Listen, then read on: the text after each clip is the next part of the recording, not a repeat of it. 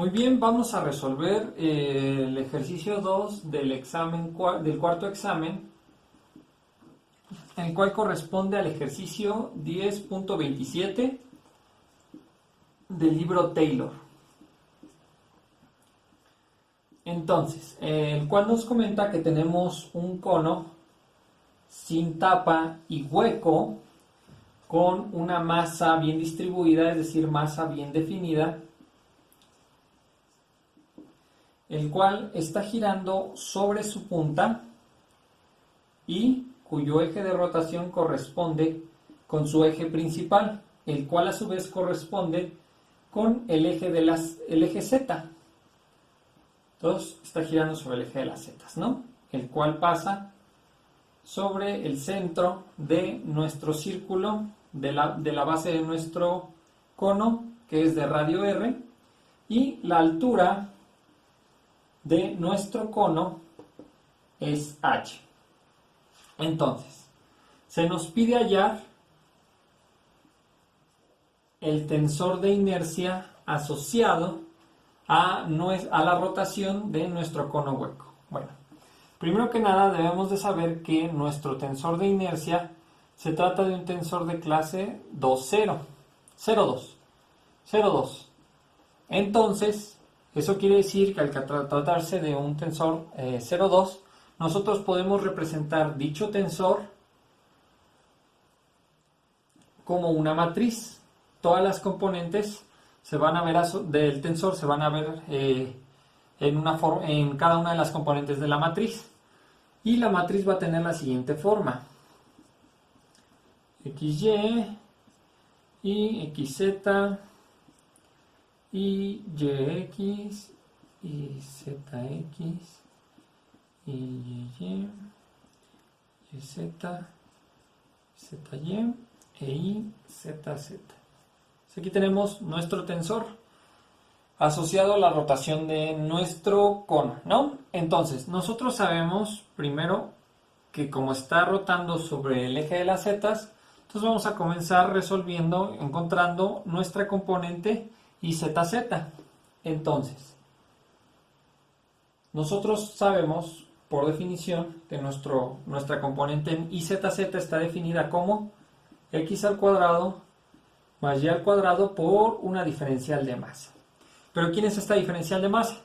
Sencillo, nosotros sabemos que esta masa está bien definida y bien distribuida a lo largo de nuestro cono hueco. Eso querrá decir que va a contar con una densidad constante. La densidad pues va a estar definida como la diferencial de masa que nosotros tengamos sobre la diferencial de área. Entonces bien, ya tenemos nuestra diferencial de masa. ¿Pero quién es esta diferencial de área? Bueno, muy fácil. Vamos a tomar un segmento de anillo de nuestro cono, cuya altura va a ser ds. Es una altura muy pequeña, ¿no? Entonces nosotros tenemos que esta altura ds, aquí podemos tomar nosotros este segmento de nuestro cono como un anillo de altura ds y radio r. No necesariamente el mismo r que nosotros tenemos acá. Dividir que es para cualquier ds de nuestro anillo, de nuestro cono. Entonces, nosotros sabemos primeramente que el perímetro de nuestro círculo superior va a estar dado por que básicamente la diferencial de área de este anillo va a ser igual a nuestro perímetro por la diferencial de superficie. Está acá, en otras palabras, pues el perímetro por la altura, ¿no?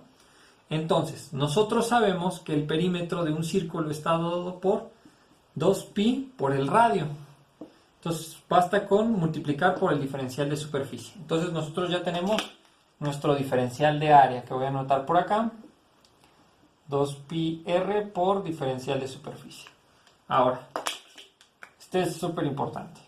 Ahora, ya que nosotros contamos con esto, pues ya podemos sustituir y encontrar nuestra diferencial de masa. Pero, ¿quién es este diferencial de superficie? Bueno, pues para ello nosotros debemos de regresar nuevamente a nuestro dibujo de nuestro cono y veamos que este diferencial de superficie lo podemos tomar como un segmento de triángulo rectángulo de nuestro plano ZY. O en otras palabras, ¿qué pasa si nosotros pasamos nuestras componentes en coordenadas cilíndricas? Entonces nosotros tendremos que a medida de nuestro radio, para este punto, vamos a tener aquí una diferencial de radio asociada, el cual va a corresponder a la base de nuestro triángulo rectángulo de nuestra diferencial de superficie. Y a su vez, si nosotros tomamos acá la componente en Z, veremos precisamente que la altura va a ser esta diferencial de Z. Entonces, así las cosas, nosotros veremos que la altura, el cateto opuesto de nuestro triángulo rectángulo va a ser precisamente del dz.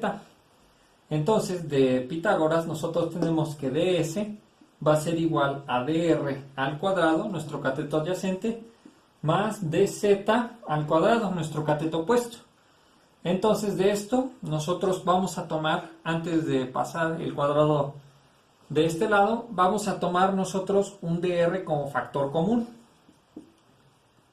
Entonces, vamos a tener esto como se sigue.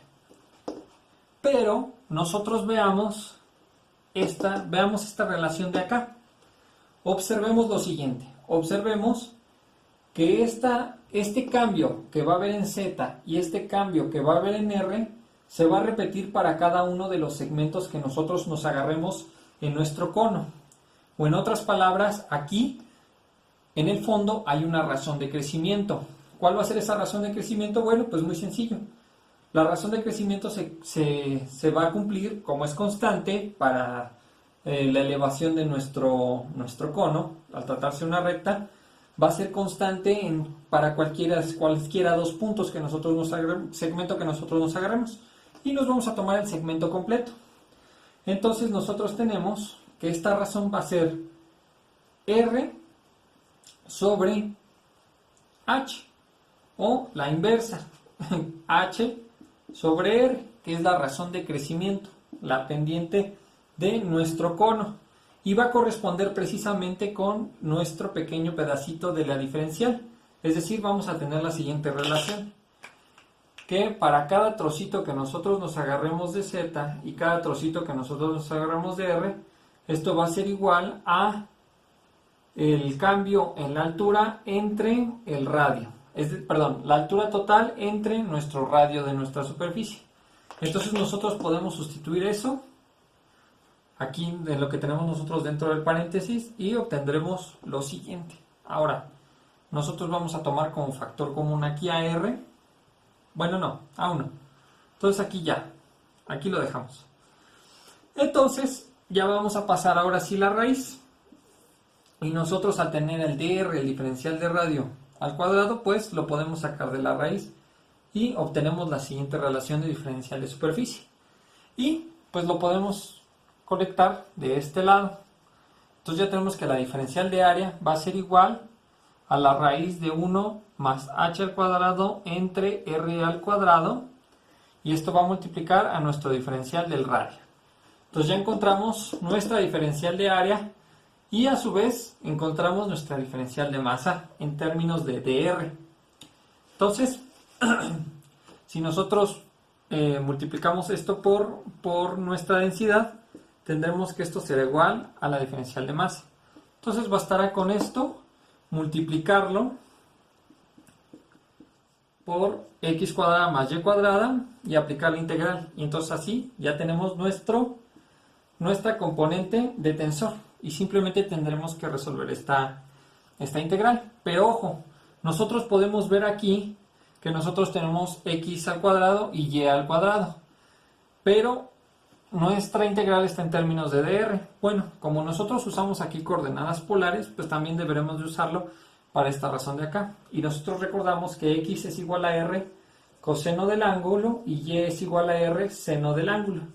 Entonces, si nosotros recordamos si elevamos todo esto al cuadrado y lo sumamos, obtenemos la identidad de coseno al cuadrado más seno al cuadrado, sacando factor común r al cuadrado. Entonces aquí simplemente nos va a quedar r cuadrado. Entonces, veamos, aquí tenemos r cuadrado por r, entonces podemos poner r cúbica. Veamos que 2 pi es constante y 1 más h al cuadrado sobre r al cuadrado es constante. Entonces puede salir de la integral. Entonces tendremos esto de acá. 1 más h al cuadrado. Voy de una vez a hacer esto. Saco r.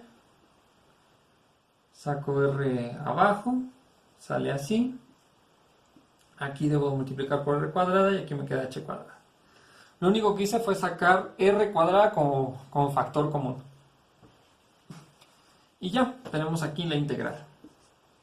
R cúbica por diferencial de r. Se me olvidaba. No coloqué la densidad de superficie. Bueno, entonces aquí ya tenemos nuestra inercia en la componente ZZ, ¿no?